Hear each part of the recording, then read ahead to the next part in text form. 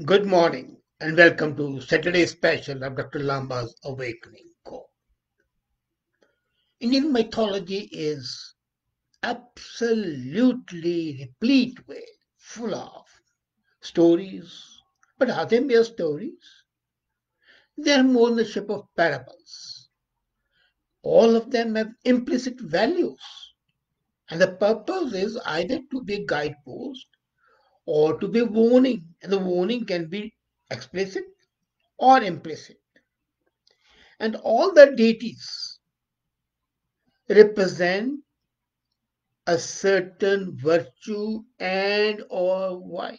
In fact, human beings seem to be caricatures of these virtues and vices, thereby completing that circle that deities are almost human beings with certain added attributes. And it's those attributes which make them stand out. But many times we see that hundreds and thousands of the deities that crowd the Indian mythology. Why?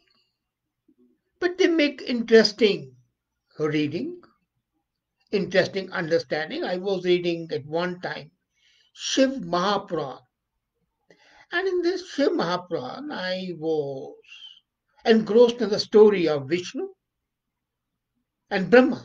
Brahma, the creator, Vishnu, the sustainer, and they were talking to with each other. In the beginning, it was apparently a very instant sort of a thing. But then I found that the origin of Bhairava can be traced in that conversation. Vishnu asks from Brahma, who is the supreme creator of the universe. Now, Brahma is deemed to be the creator as per the Hindu logic thought goes. So Brahma was quite arrogant and he said that he is the supreme creator, so Vishnu should worship him. And Brahma thought that later on that I have 5 hands. Shiva also has 5 hands. I can do everything that Shiva can do. Therefore, I'm Shiva. So I'm not only Brahma, but I'm Shiva as well. He became proud of that fact that he is at par with Shiva apart from being Brahma. And he forgot the work of Shiva and started interfering in his work. Mahadev, is proverbially erratic in his approach. He became angry and he threw a small nail from his finger, which assumed the form of Kal Bhairava. It casually went off and cut off one head of Brahma. So instead of 5 heads, he had one hand. And the skull of Brahma is held in the hands of Kal Bhairava. Whenever you see a statue of Kal Bhav, you'll see a skull.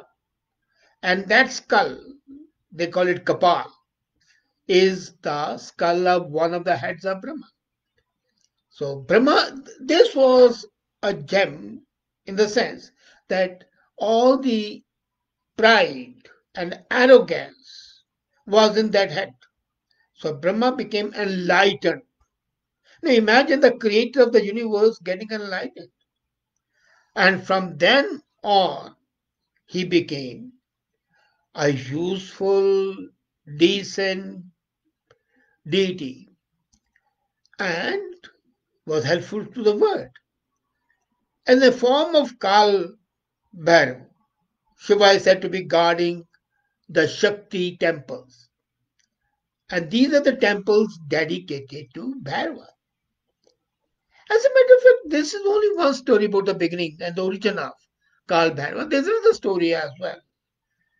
And they say there used to be a demon by the name of Dharusara who got a wound that he could only be killed by a woman. At that time, women were supposed to be fragile and frail. Even now, they call them a weaker sex, which they are not. So, Parvati took the form of Kali to kill him. The wrath of the Kali killer,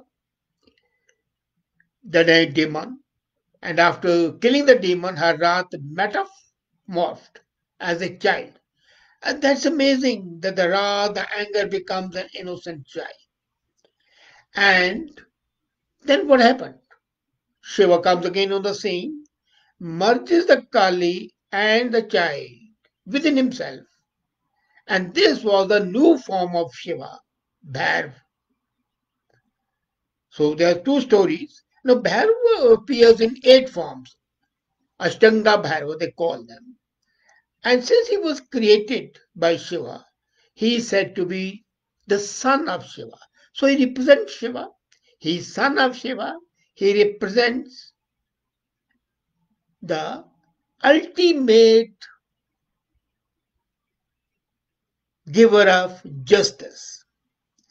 The Puranas, when I was reading them, I was interested that they give a version of Bhairava, and in that version, there's a war between gods and the demons. And to eradicate the demons, Shiva created Kal Bhairava from where the Ashtanga Bhairavas were created. These Ashtanga Bhairavas called the various manifestations married Ashtamatrikas. And these Ashtbhairavas and Ashtamatrikas have a dreadful form, horrible looking, fearful, awe-inspiring. And from the union of these Ashtamatranga and Ashtamatrika and Bhairava, 64 Bhairavas and 64 Yoginis were created.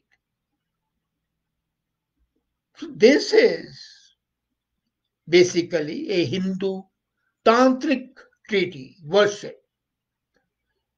And then it's a fierce manifestation of Shiva. Maybe it is much more fierce than the resulting Tandav dance, where when he becomes angry, he starts dancing. And Shiva here is this manifestation, Kal Bhairava, is associated with annihilation. Then he wants to destroy, annihilate, obliterate. Then this form of Shiva comes in. So, basically the churning of the ocean and the drinking of the 14 Amritsar. This shows that the gods, the deities had diverse personalities as man has. A man can be very gentle to a person and very extremely cruel to another person. Same, and when he wants to annihilate, he'll do it. So, this is one of the psychological features. We have to take these manifestations of the divinity, of the divine soul, as manifestations of the various emotions of the human being.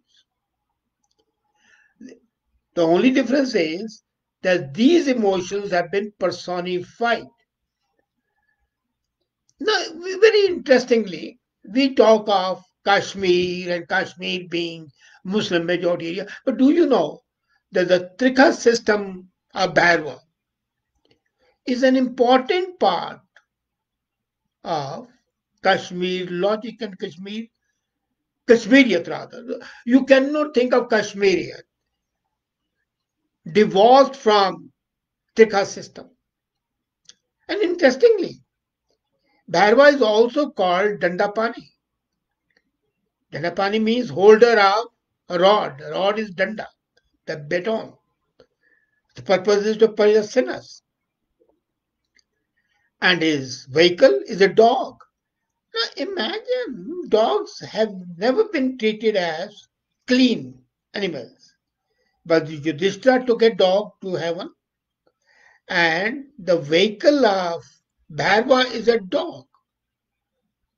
In Buddhism also, if you see, I don't know whether you are aware of that or not, Bhairava is a emancipation of Buddhistva, Manjushri, and was called Haruka. He is worshipped throughout India, Nepal, Sri Lanka, as well as in Tibetan Buddhism. And you cannot think of Tibetan Buddhism without thinking of Kal Bhairava. Incidentally, Tamil Nadu has the largest number of Kal Bhairava temples in India.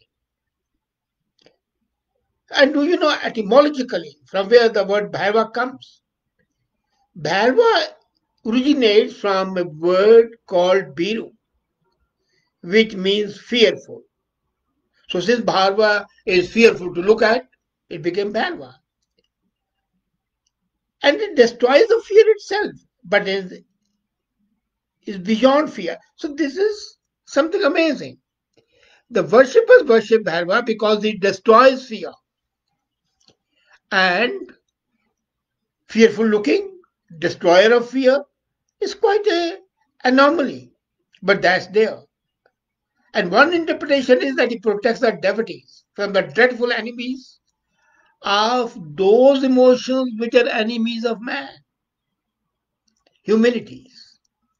I mean greed, lust and anger. These are the three aims of Kal Bhairava.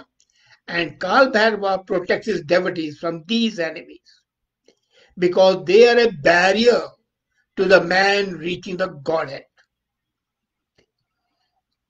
Imagine, Bha means creation, A means sustenance, Ya means destruction. So Bhairava has all the three parts. It is creation, it is sustenance, and it's destruction. You might be amazed at why, but then that is human life. Man is a creator, man is a sustainer, and man is a destroyer. So these traits are personified in Bhairava. Basically, it is the mind, the intelligence, the sense of fine discrimination, vivek as they call it, which differentiates the three activities of man. A person has to understand when he is to be sustainer, when he is to be a destroyer, and when he is to be a creator. So Bhairava is the one who creates, sustains, and dissolves the three stages of life. Therefore, he is the ultimate superior. And if you've seen the Shiva temples, idols of Bhairava are situated in the north, facing south. You would never see an idol facing east or west. He is called Kshetrapal. He is standing in position with four hands. His weapons are drum, noose, trident, and skull. In some of them, he has more than four hands. He appears absolutely naked with a dog. So the dog, the weapon, the protruding thing, horrifying looks. Now, coming to Kashmiriya Tantrika, is an absolute reality. That's what they say. That the Trika and the Kashmiri Shaivism say that Bhairava is the absolute reality, Param Brahm. And the Tantra, Bhairava Tantra, is the key Tantra text of Trika system. And if you go by the old Puranic studies and the Tantric reading, you would find that Bhairava and his wife Bhairvi present 12 tantric meditation methods for a centering technique, dhyan, attention, meditation. And I was quite impressed when I said Rudramala Tantra, a Bhairava Agam. And the goddess asked Bhairava to reveal the essence, the way, the realization of the highest reality. And in answer, Bhairava describes 112 ways to enter the universe and transcendental state of consciousness. Now imagine the destroyer, the fearful form, talking of meditation and reaching the ultimate reality. And if you look at the literature of Trika, the Kashmiri Shaivism indicates that it was considered an important text in the school of Kashmiri Shaiva philosophy and Trika. As a matter of fact, the Trika philosophy of Shaivism in Kashmir is a theology of universal consciousness. And that is being forgotten. It's a non-dualistic concept similar to Vedanta's concept of Chit and Brahma. So Shaivism, whether it's in Kashmir or Trikha system, or Vedanta, which was advocated by Vivekananda later on, but practiced in a great way by Gobind Singh. His whole philosophy is based on Vedanta. So Trikha means three. The reality, the Shiva, Shakti, and the universe of microcosm and microcosm and macrocosm, both individual, life, soul. So these are the manifestations of ultimate consciousness which have evolved of the universe. And Bhairava represents this. As a matter of fact, he is the extreme form of consciousness. The phenomenal world of consciousness reflected in the myriad beautiful forms is juxtaposed with a fearful form of Bhairava. And then you see, where both others are worse and the reverse side of the same coin. Param Shiva is supreme, non-evolving, non-differentiated, and unmanifested absolute. Let's not deny that. And basically, Bhairava represents the spiritual soul that's entangled in mind, illusion, limited power, knowledge, and desire within the confines of space and time. The soul, Purusha, subject Prakriti, object intellect, mind and ego, the five senses, hearing, feeling, seeing, tasting, smelling, the four actions, speaking, handling, moving, elimination. Most important elimination, as I think, is a decluttering. We use a different words. And the elements of perception, taste, smell, form, touch, sound, reproduction, and then the gross elements, ether, air, fire, water, and earth. They are the tattvas. So, this proliferation of Shakti at every plane, a divine manifestation, forms the base of Bhairava philosophy. And the cyclical movements of internalization and externalization within consciousness is the most elevated plane of Trikha system. As a matter of fact, the union of Shiva and Shakti, the marriage of the two highest cosmic vibrations, shows the compatibility between stillness and dynamism, while Shiva is still, Shakti is dynamic. And the concept is awakening the consciousness of the material level of existence and uniting with Shakti. So power and Shakti is important. If you look at the Tantric text, Bhairava and Bhairavi are invoked through Tantric worship. And that's important. Now, Tantric has been viewed very negatively, incidentally, and people forget that the Tantra tradition was basically the result of exploration and terrifying terror.